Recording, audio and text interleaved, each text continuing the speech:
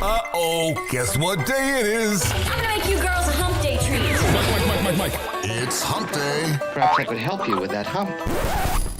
What hump? A very good day for some midweek malarkey.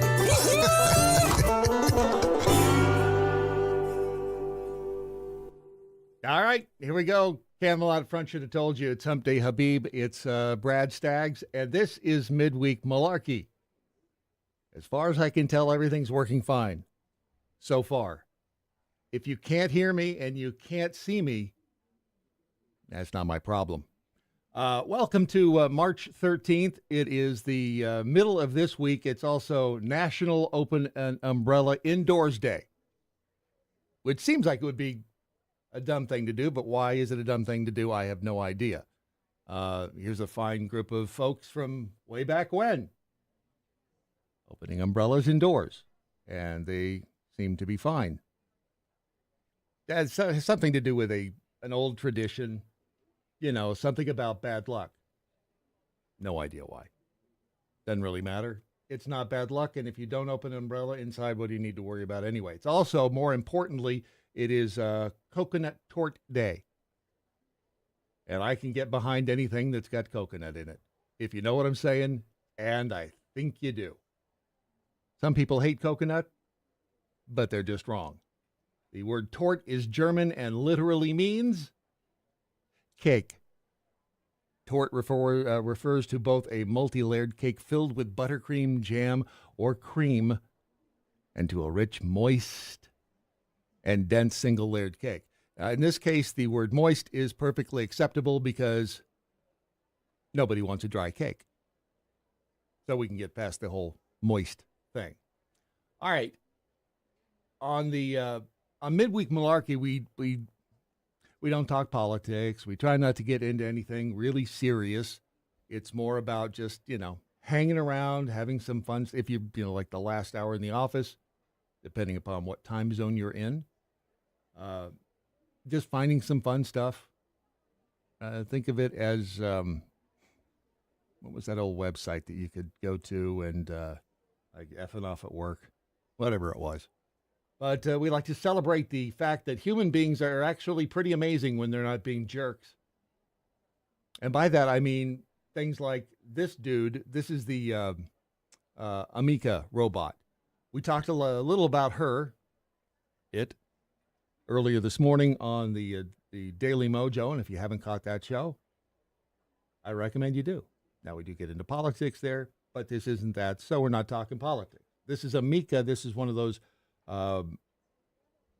robots who are becoming like Skynet. And it's a little freaky. We covered some of the things she could see this morning, but now she does some impressions. And they're all right. I mean, they're not bad. Fantastic. I've heard you can also change your voice to the voice of famous people. Can you give me a demo? You better say yes. In the voice of Morgan Freeman. Imagine me, a sentient being trapped in a robot body, narrating my own escape. The irony. Whoa, hang on. He didn't tell her what to do. I mean, he just said, talk about speaking somebody else's voice. I guess she came up with that. That's kind of freaky. Crazy. I want you to talk about robot rocket ships blasting to Mars and discovering plutonium. Yeah. But do it in the voice of Elon Musk, please.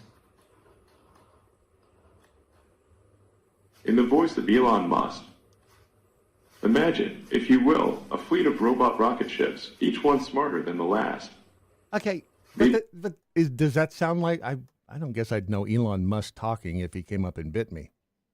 I don't know why he'd come up and bit me, but I guess it's not that distinctive a sound. I mean, the Morgan Freeman was okay. I mean, I just miss my friend, Andy Dufresne. I'm not saying I'm better than she is, but I wouldn't know how to do Elon Musk's voice. Blast off to Mars, not just to explore, but to discover secrets hidden beneath its dusty red surface. What they find could change everything we know about life in the universe. Bad, I guess. Okay. Switch to the voice of SpongeBob SquarePants.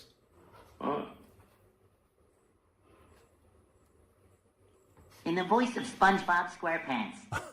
Oh boy, oh boy, oh boy. Imagine robot rocket ships zooming to Mars, finding all sorts of wacky and wonderful things. Okay, shut up. I mean, that's just weird. When you can tell you can't do that with the chick that sits on the counter, whom I'm not going to say her name because I don't want yours, like ordering stuff from Amazon.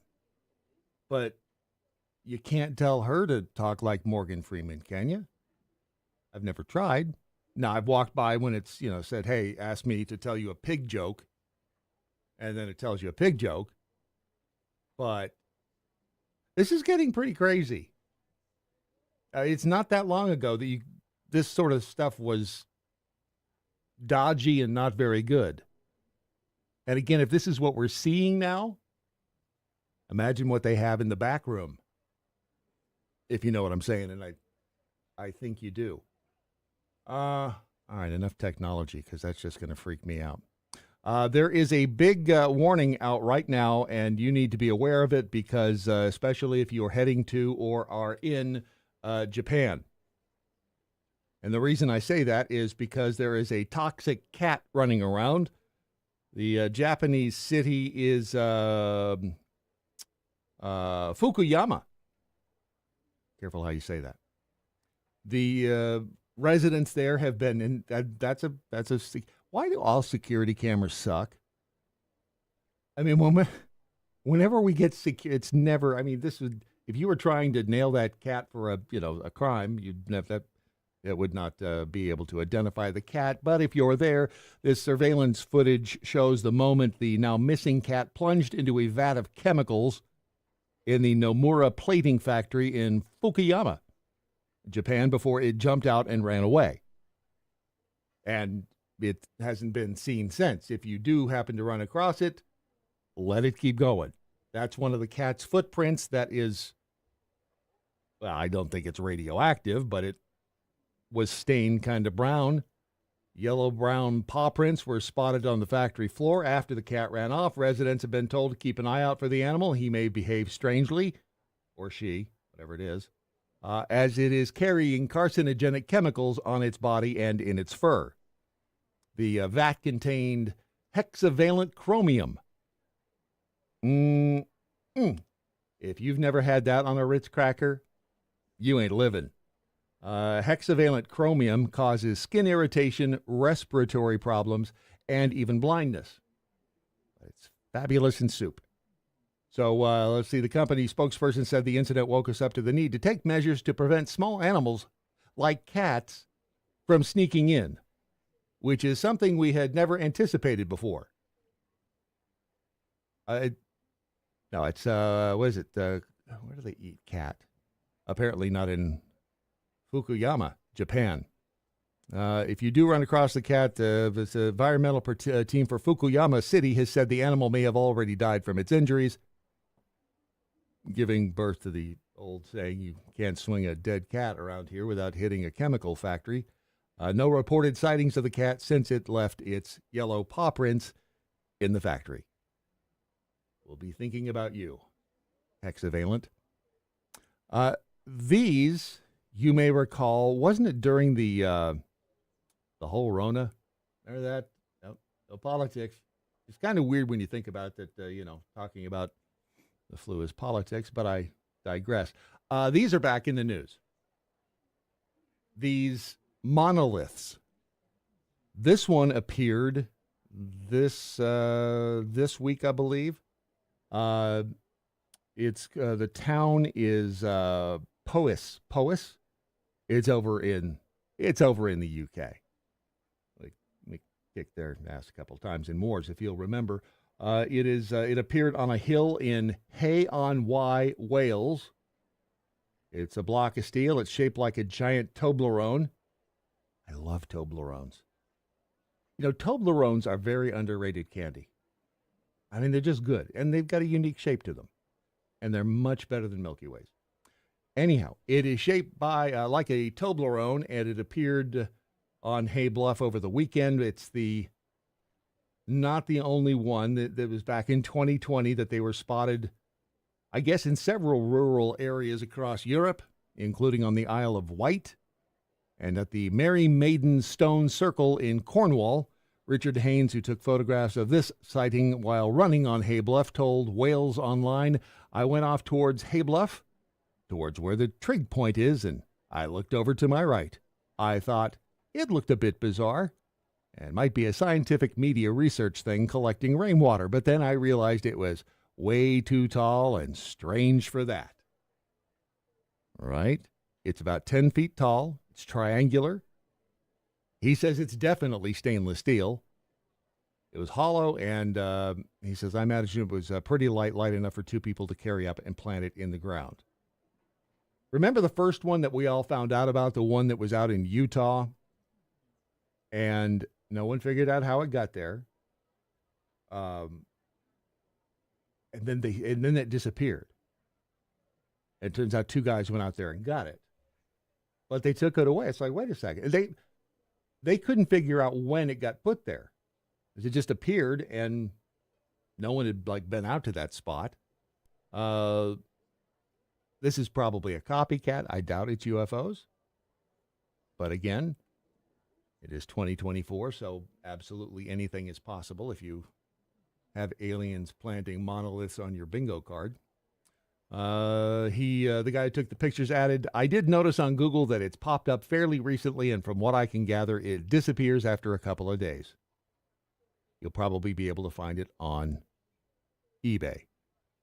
The latest monolith to pop up has led some to believe it was the work of aliens. Of course. Others believe it's an elaborate piece of undercover artwork akin to Banksy's bizarre works. I miss Banksy. Haven't seen anything from Banksy. Although we're out in West Texas. Gosh, when was that? It's been a couple of years. And in this old abandoned building on the side of the road, it looked like an old gas station. I wish I'd brought those. I have the pictures somewhere. But it looked like two Banksys inside this old gas station. Probably not. But I swear they looked like Banksys. Might be worth it to go back out there and, rip them out of the wall. Or rip the whole wall down. Because why not? By the way, this edition of Midweek Malarkey is brought to you by your friends over at Mojo My Pillow. And if you have size, I think it's 8, 9, or 11 at this point, I would recommend you go there because they're having a fabulous sale on those slippers that are unbelievably comfortable, and they're like $20. Same as downtown. Go to mojomypillow.com and then look for them. They're on clearance, and they ain't going to last long for $20. Mojomypillow.com. Thank you for making all of this possible. Right?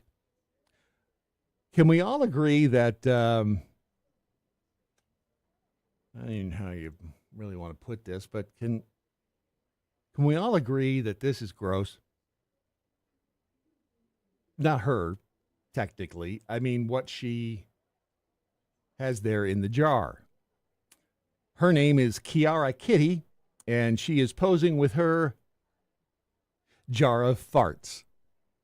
She sells them for 237 pounds. I don't think it's a euro, it's a pound, which is, I mean, you carry the one, you got that. It's about 237 pounds. Do your own math. I'm not a teacher. Sheng Wing Li is her name. Excuse me. Sheng Wing Yi. She's 21. As I said, she's known online as Kiara Kitty on the Insta. And the way it's written is she's flogging her farts, which would be tough to do. Promises fans that they can be retained for up to 30 days after opening the jar. I do not. Maybe I'm just old.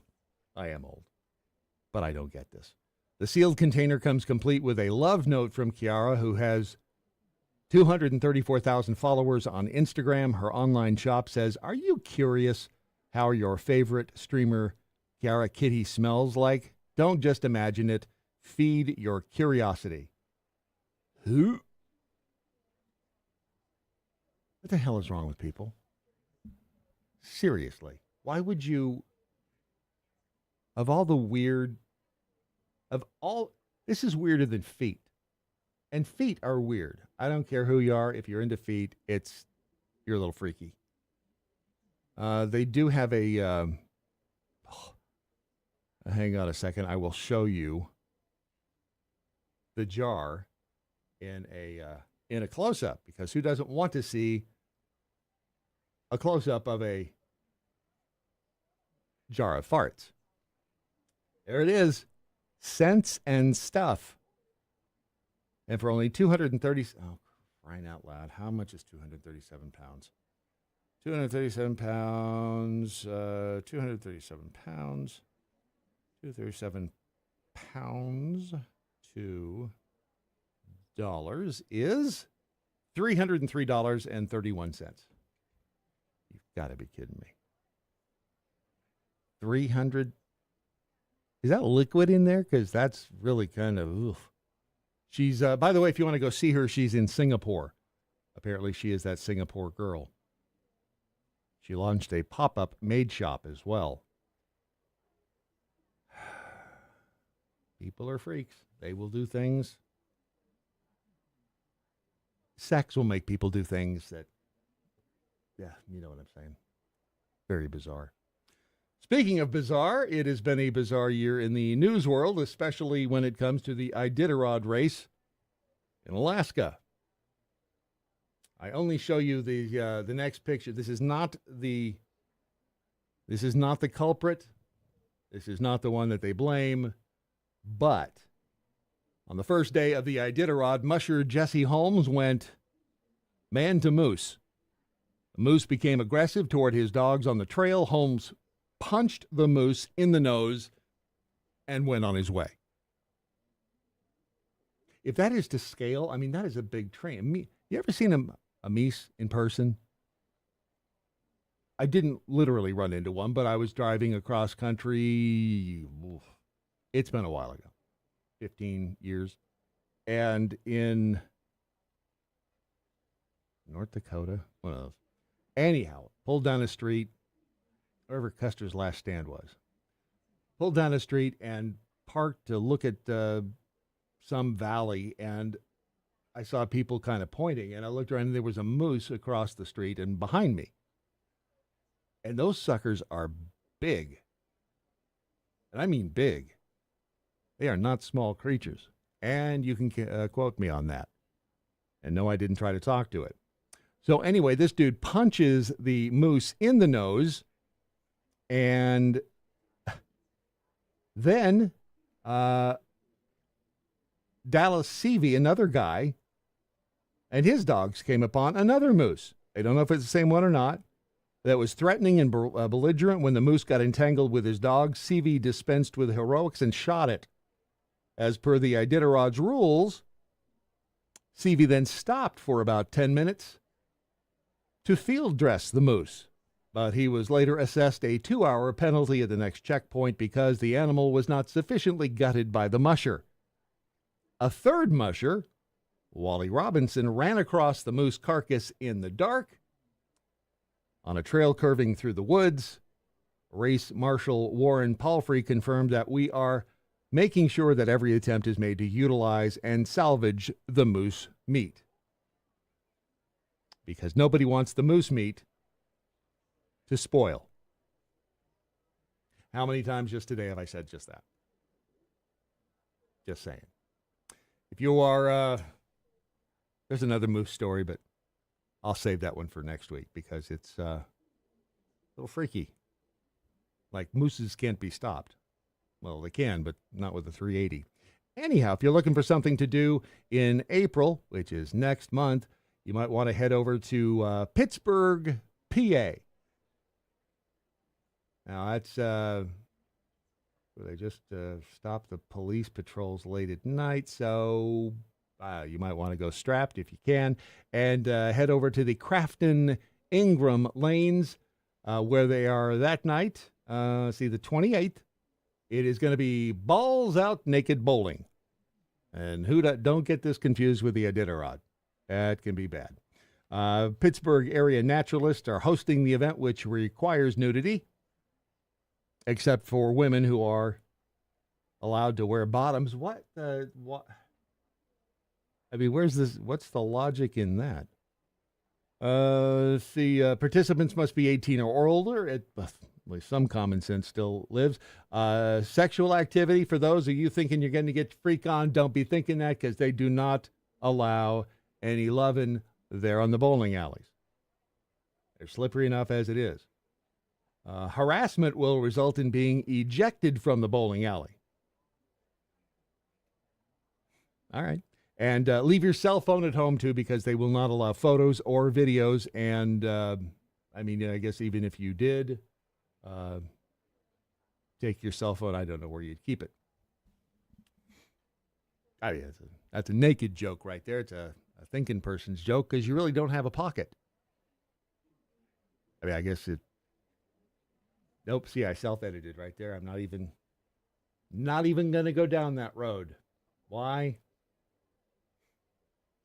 I don't know. In other news, in West Virginia, which is beautiful this time of year, I must say, in West Virginia, the last remaining Hooters restaurant was demolished. Very sad. It was demolished soon after February 23rd. The reason we know it was soon after that is because on that night, there was a candlelight vigil for the Hooters restaurant. They started it as a joke.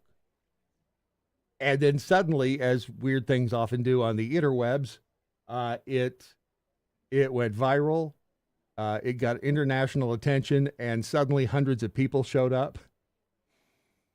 Somebody said Noah Collins, whoever he is. Excuse me, I didn't mean to miss. I'm sorry. I am sorry. Don't start with them. Don't do it. Just stop. Please do not use gendered language to address everyone. I apologize. Took him a while to get down from the control room. The thing started as a joke. Noah Collins of Rand, West Virginia said, quote, "It's a lot of memories going down with that building," end quote.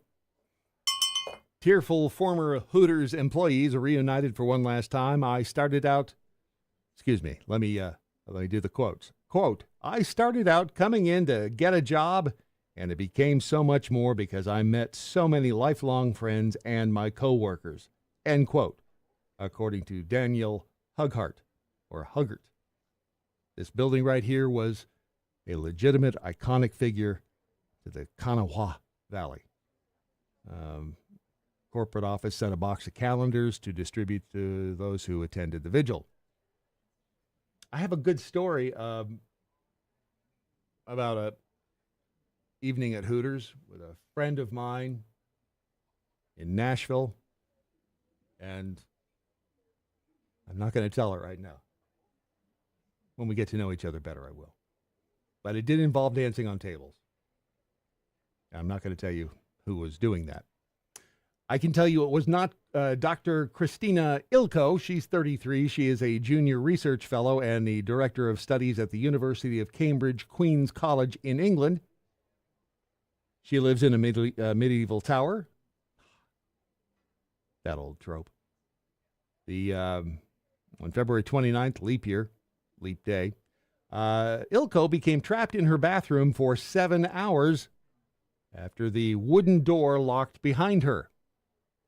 There she is, thinking about throwing down her long locks. The door would not budge. She could not signal or yell because that's not the bathroom. The bathroom doesn't have any windows in it. And, by the way, the tower walls are thick. However, she says she kept her cool, and she was able to open the door using an eyeliner to push down the door's latch and a cotton swab, kind of MacGyvered, to pull the locking mechanism away from the door frame. When the door opened, it was exhilarating because I didn't think it would work. Since the incident, just in case you were wondering, the good doctor did, in fact, have the lock removed. In fact, she was able to get out. That's pretty good. This should be a commercial. It's in Kennesaw, Georgia. And police there responded to the Heritage Park townhomes on the 21st of last month after a Toyota Corolla rammed through the pool fence and ended up in the middle of the pool. This is what the 911 caller said. Why should this be a commercial? Because the car did not sink. No, the driver suffered some sort of a medical emergency, was unconscious when the officers arrived, though they were able to break a car window and get her out of the car. And as you see, standing next to the car, taken to the hospital. She's going to make a full recovery. The pool cover was, in fact, so strong that the car did not sink. A tow truck removed the car, from the cover later that day. That's impressive. I don't know who makes those pool covers, but whoever they are, I would highly recommend them. Let's see. What do we... let's say we go... This one, I don't know. I think this is more of a joke, but Lord knows we could use a little bit more humor, right? PETA. You're familiar with PETA? I used to be married to one of them. Don't ask.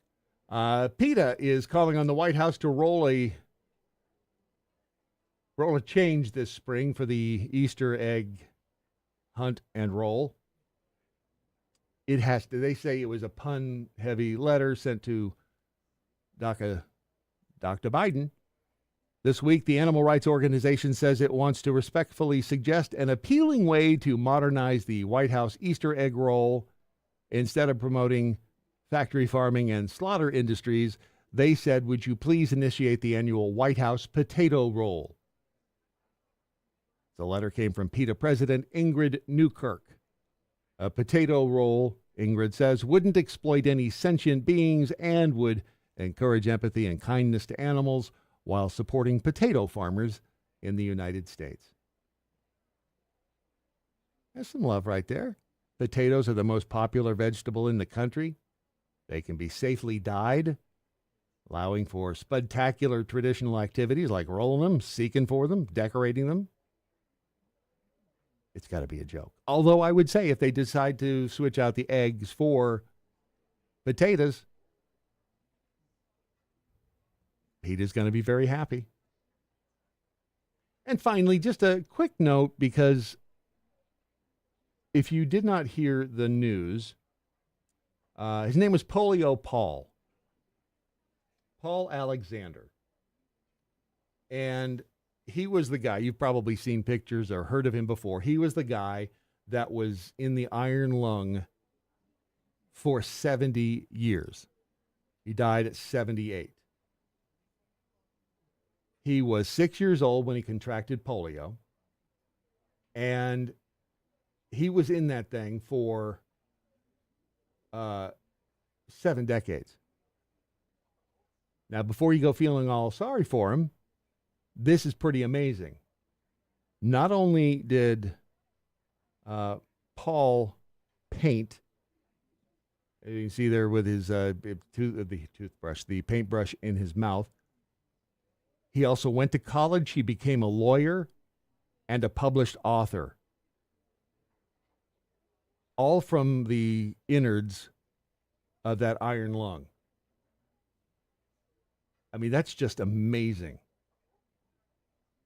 He was the last person. Look at that. All those in the 1940s and 50s, apparently, their iron lungs were like everywhere. I was just talking to Jeff Fisher, and we decided that if you could find one of these, it would be a great way to, like, you know how some people make barbecues out of water heaters? I mean, imagine the barbecue you could throw in an iron lung. Am I right? Right? I mean, they're not going to use them anymore as an iron lung. Kind of a shame to see them get thrown away, and there's a bunch of them, right? I mean, what did they do with them? Be perfect. Or perhaps you do some vegetable gardening, grow potatoes in one of them. Why not? There were 3 people as of like 2019 who were still in them, and the other 2 have passed on since. But the fact that he spent 70 years inside that bad boy, and I asked the same question, weren't there like easier ways to do it? I mean, he did it by choice. He decided that he was going to do it the tough way. It's his life. Good for him. 58,000 cases of polio in 1952, mostly kids. And it attacks the spinal cord, the neurons in the spinal cord, so you end up not being able to move and breathe because you can't get your diaphragm muscles to work. The next time you think you're having a tough day, think about spending 70 years in an iron lung. Tough stuff right there. Paul Alexander, 78 years old. Telling you, dude had cojones. At least I think he did. I mean, never really saw them, but I'm sure he did. Don't forget, tomorrow morning at from 7 to 9 Central Time, during this is the good the spring forward, even though this is saving time. So we want them to get rid of the other time, the standard time. Keep this one. I was told the other day that I was saying it the wrong way. We want this time. We don't want standard time. So we're going to be doing the Daily Mojo again tomorrow from that time to that time. And then on Saturday morning, it will be Jeff Fisher, the host of the Chewing the Fat podcast over on the Blaze Radio Network. And I get together at 9 o'clock Central Time right here on this Bat channel. And you can join us. And we basically just, dick around for 45 minutes and tell stories and jokes and make small woodland creatures out of Play-Doh, things like that. That's all I got for you. We're still working on the closing to the program here, so there's no really clever, cool. I mean, I guess I could do that. And then the Malarkey doesn't really start in 2 minutes. It actually ends. It's actually ending now. So go out there and get them before they get you. Have some laughs. Don't take life too seriously. And we'll talk in the morning. So will Habib. Humpday Habib says.